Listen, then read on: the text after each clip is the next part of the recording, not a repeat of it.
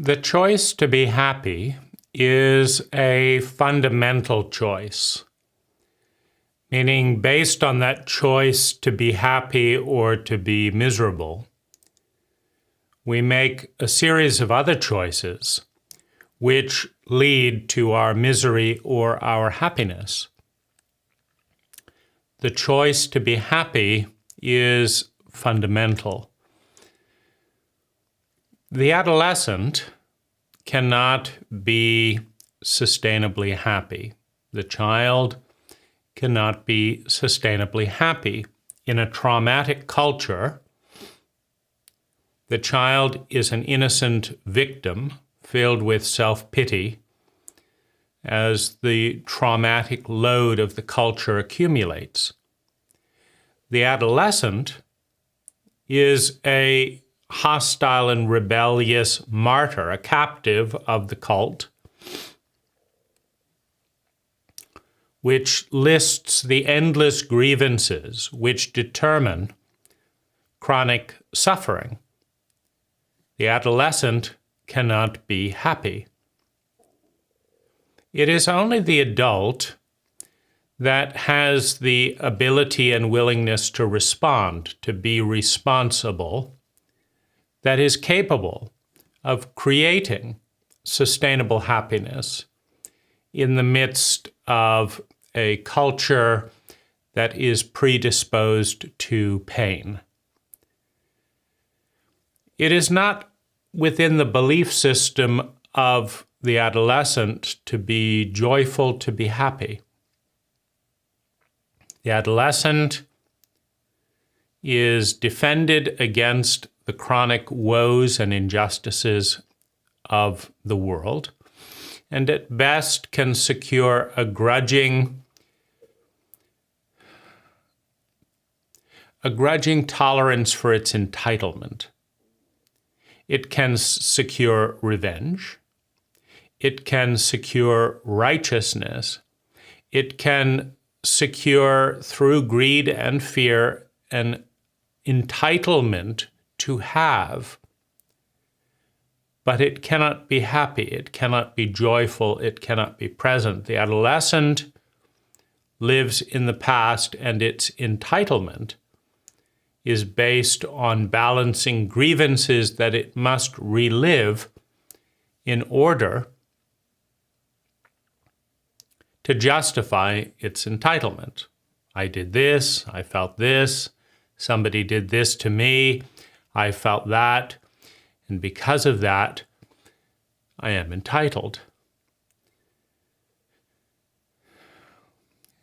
The adolescent does not believe in love, in beauty, truth, and goodness. It believes in the betrayal of these attributes. It blames itself and other people for the betrayal of these ideals, and proves over and over again, it wasn't my fault, it isn't fair, it shouldn't have happened, this is the wrong thing, done at the wrong time, for the wrong reasons, and is not interested in being happy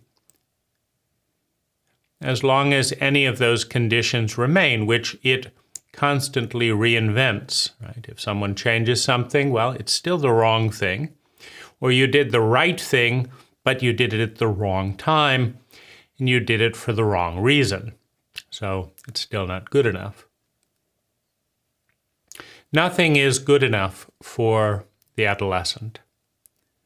The adolescent is in a state of differentiation through argument, through conflict, through superiority, through inferiority. The adolescent is in a state of defining itself as separate, better than, less than, different. It has its own view, its own way of doing things. And it cannot be happy because the world never does the things that the adolescent thinks they should do. And if it does, it doesn't do them at the right time and in the right amount. And even if it does at the right time and the right amount, it did it for the wrong reasons. And so the adolescent cannot be happy, is not happy, will never be happy, because that is the state of the adolescent. It is only the adult that has access to the self which transcends the sympathy of the child, the antipathy of the adolescent, the victimhood of the child, the martyrhood of the adolescent, and connects to the radiant whole, connects to the transcendent brain, connects to the witness, which is always happy. The witness, the transcendent self, is always happy. Life is unfolding. It has been unfolding for countless eons. The interconnectedness of all things is there and has been present for countless eons. When we connect with the one, the self, the transcendent self, all is as it should be.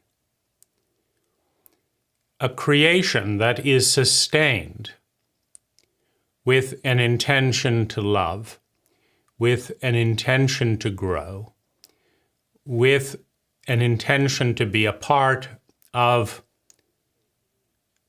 the ecology that we have never separated from, except in our minds.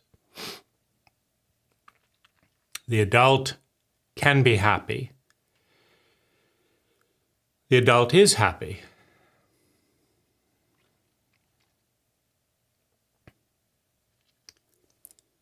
Because it is part of life. Because it generates a state of being that is happiness, that is joy, that is well-being.